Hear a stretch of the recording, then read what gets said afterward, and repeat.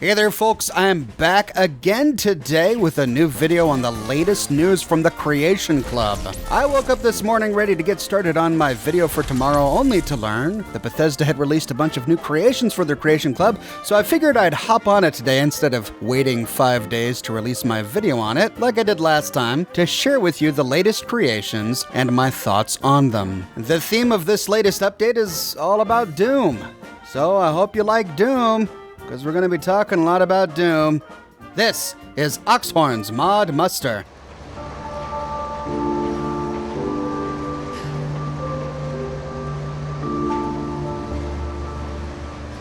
There are 4 new creations with the latest update to the Creation Club released this morning. 2 pretty big ones and 2 really minor ones. Let's go through them. First, we're going to talk about the Doom BFG. Fans of the Doom franchise will recognize this weapon as one of the signature guns of the series, and for some reason Bethesda thought that it would work here in Fallout, because why not?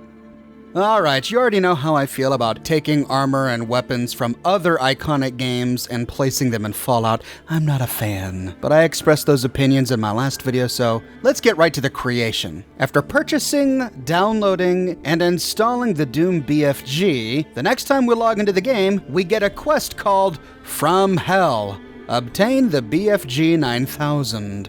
This quest sends us to the middle of the glowing sea. In particular, it sends us to the ruined Red Rocket truck stop near one of the 2 caves. This is an unmarked location. I covered it in my video on the glowing sea. When we reach the truck stop, we'll likely find a raider named Mercy fighting with a rad scorpion or other evil critter. Since Mercy has the BFG on her inventory, she'll use it and we can see the battle from a distance. The BFG works a lot like the one from Doom. It has the same telltale huge plasma explosion, and it does splash damage, so Mercy will likely reduce her own health by nearly half by the time we actually get there. It's quite possible that if Mercy gets attacked by 2 or more scorpions, she may just kill herself before you get there. Anyway, once she's dead on her body, we find the BFG 9000 and 3 pieces of Argent Plasma. The Argent Plasma cell is the new unique ammunition added to the game world for this gun. The BFG is an extremely powerful weapon. I'm not sure what kind of gun it's categorized as. I'm assuming it's a big gun. Although when you take a look at your character holding it, it doesn't look very big. But when holding it in first-person view, like many other big guns in the game, it takes up a significant portion of the screen. Look at this! This gun is covering almost half of the screen. Certainly a third of it.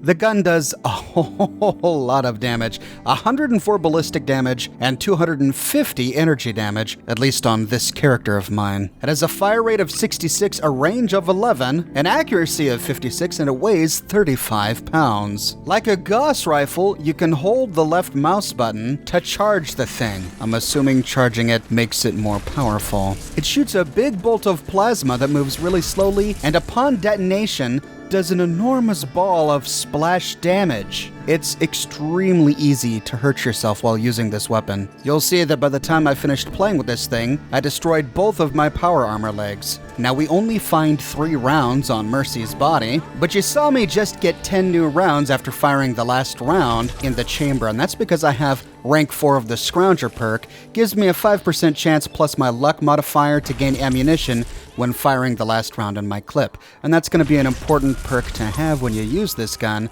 simply because the ammunition is so incredibly rare and expensive. Taking it back to your weapons workbench, you're going to be disappointed. You can't modify it or change it in any way. It doesn't even show up in the menu when using the workbench. Disappointing for a Fallout player, but it does make sense in the context of Doom. In Doom, the BFG 9000 was one of the few weapons that you couldn't modify or make any improvements to. It was an as-is gun. And we find the same in Fallout 4. We can't modify it, we don't find it with a legendary effect, it's an as-is gun. Now let's talk about ammunition. When we buy it, we learn that we can purchase this brand new Argent plasma ammunition from vendors. I was surprised then to run over to Proctor Tegan and discover that he didn't have any for sale. But the reason for that is because his inventory had been generated before I installed this mod. I believe a merchant's inventory is refreshed every 3 in-game days or so, and since his had been refreshed before I installed this gun, he didn't have any plasma on his inventory. So I fixed it by simply waiting 3 days. The next time I visited Proctor Tegan, he had some on his inventory, but only 5 rounds. With a low charisma and barter character like this, it cost 138 caps per cell. So purchasing all 5 rounds cost me almost 700 caps. And each round does only fire once. It's not like a fusion core where you can get a lot of shots out of each fusion core. No, each round just fires once. And the splash damage is enormous. Here, I tested it in the bowels of the Pridwin, and I was really lucky that I didn't accidentally hit any of the Brotherhood soldiers and turn them aggressive. Outside of my power armor, even though I shot this at a wall pretty far away from me, it nearly destroyed my character. So yeah, pretty epic splash damage. The Doom BFG costs 400 credits, so around $4 if you didn't get any bulk discounts on your Creation Club credits. Next up, in keeping with our Doom theme, is the Doom Classic Marine Armor. And this is what it looks like. Let's see, what words do I have to describe how this looks? Well, I'll tell you what my wife told me. See, I woke up to find that the Creation Club had new items, so I started work on a new video, and then my wife got back from taking our kids to school, and I told her what I was working on, and she says, "Oh yeah, I saw an advertisement for that on Facebook earlier. What's with that weird green armor and the guy has breasts?" That was my wife's initial impression. This is from a woman who's never played Doom, so she doesn't know where this comes from. But just taking a look at this armor, you know, it's got this big rip in the thigh. I mean, you see a lot of inner thigh there. And then the entire belly area is just completely torn away.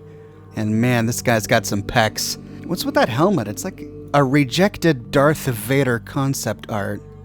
It looks a little better on female characters, I think. You're gonna see a few texture issues on the skin of my character while wearing this armor, just because this outfit hasn't been modified to work with the unique body mesh I'm using for this character. It still looks pretty goofy, but at least in my mind, on a female character, it's not quite as bad. Now, unlike the modular armor in the game, it drops as a single piece with a helm. So the helmet is separate, but the rest of the armor is just one piece, kind of like the way armor is done in Fallout 3 in Vegas. It has 90 damage resistance and 150 energy resistance. This places the Doom armor right up there with Marine combat armor. A full suit of Assault Marine combat armor is going to give you 95 to 159, so this is going to be one of the best armors in the game. But look at that radiation resistance. This sucker grants the player an inexplicable 1,000 radiation resistance. That's the same as a hazmat suit. This Doom Marine armor with a giant rip in the pants on the inner thigh, with the bottom of the shirt completely missing, exposing the belly, with no sleeves on the shirt or armor for the arms at all, grants you the same radiation resistance as a hazmat suit. It just doesn't make any sense. Unlike the BFG, we don't have a quote-unquote quest to find it. Instead, it's just deposited right in our inventory after we purchase it. I realized that Bethesda was trying to stay true to the classic design of the Doom armor, but maybe this should serve as an example that classic armor and weapons should stay in classic games.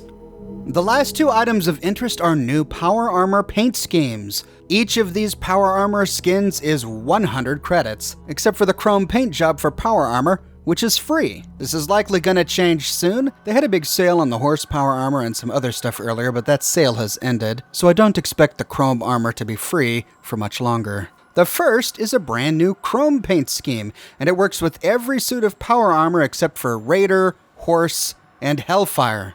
That's one thing that I don't understand. Bethesda is giving us all of these brand new power armor paint jobs, but they don't work with Hellfire, one of the brand new power armors they've made.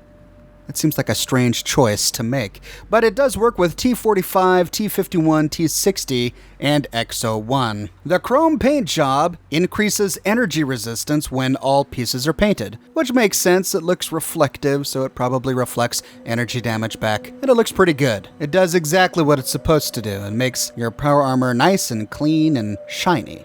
This is going to go well with the new Creation Club chrome skin for the Pip-Boy. As for role-playing, it might be useful in an Atom Cats playthrough. You can pretend that you're part of the Atom Cats, but you don't want to use their flame paint job, maybe because you're using a different suit of power armor where the flame paint job is not available. You can then rock some of this chrome paint. Seems like something that Zeke and the other Atom Cats would like. And the next paint job is Swamp Camo. I've got an issue with camouflage in the Fallout universe. It's just a minor little lore quibble. Many people might not care, so it's not that big of a deal. I'm not terribly fond of it, and of this camo choice in particular. Maybe it's just because I'm a father, but looking at this swamp camo scheme reminds me of, all of the dirty diapers I've changed in my lifetime. I mean, this camo scheme is made up of varying shades of baby diaper brown. Why couldn't they have gone with, like, a nice traditional World War II style olive drab kind of camo? Instead, they went with this yellowish swamp camo. I'm pretty sure players might have even preferred a digital camo to swamp camo like this, so it seems like a strange choice. Maybe they have a repository of camos that they've already made for the game, and they're just rolling them out one by one. They wanted to start with this one. Having all pieces of your power armor suit painted grants you a bonus to stealth when sneaking. Great for all of you power armor wearing assassins out there. And that's it. Those are all of the new updates this morning on the Creation Club. Now, I know that there are lots of players out there who are not concerned with lore implications, don't really care about all of that. They just play Fallout 4 to have fun. They like Doom, so having Doom stuff in Fallout 4 is going to be a lot of fun for them. God bless them. I hope they have a good time. This update is probably for players like them. It's not for me. I have to say, I'm not really excited by this update. I not only don't have a great emotional attachment to Doom, but I don't like seeing my games mixing. I don't like seeing Doom and Prey armor in Fallout 4. I'd like Fallout 4 to be Fallout 4. That's why I'm playing Fallout 4. I'm playing Fallout 4 because I like Fallout. It would make more sense for them to include stuff from other Fallout games, because at least that is all in the same universe, but to include stuff from other games in completely different universes bothers me. Now, none of this comes as a surprise. Players had data mined the latest release of the Creation Club and saw file entries referring to the Doom armor, so we knew that this was coming. My hope is that Bethesda is working on another update for the Creation Club that's a lot more thoughtful. If you watched my previous review where I went over every new Creation Club creation that was released a few weeks ago, you'll remember that one of my biggest complaints was the lack of thought that went into the various quests we had to complete to get the items. The Gauss Rifle, the Hellfire Armor. Really, the only one that I enjoyed was getting the Horse Power Armor, which was supposed to be a joke. And with this update, it's the same problem. We just go to the Glowing Sea and kill a raider named Mercy. And then we've got the BFG 9000.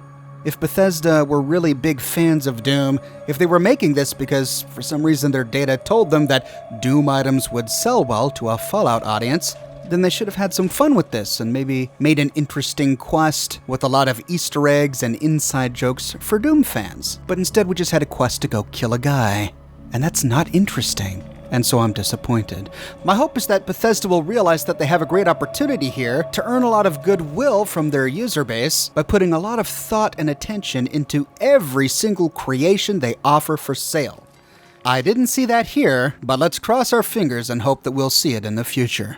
But those are just my thoughts. What are your thoughts on this latest installment of Creation Club Creations? Are you one of those players whom this Doom content is apparently for? If so, do you think Bethesda nailed it, or do they have room for improvement? Let me know your thoughts in the comments section below. I publish a new video 6 days a week, and sometimes twice a day like today, when something special occurs. So if you want to make sure that you don't miss my next video, be sure to subscribe and to click that bell notification button. And if you like what I do and you want to support me in a more personal way, consider becoming one of my patrons on Patreon.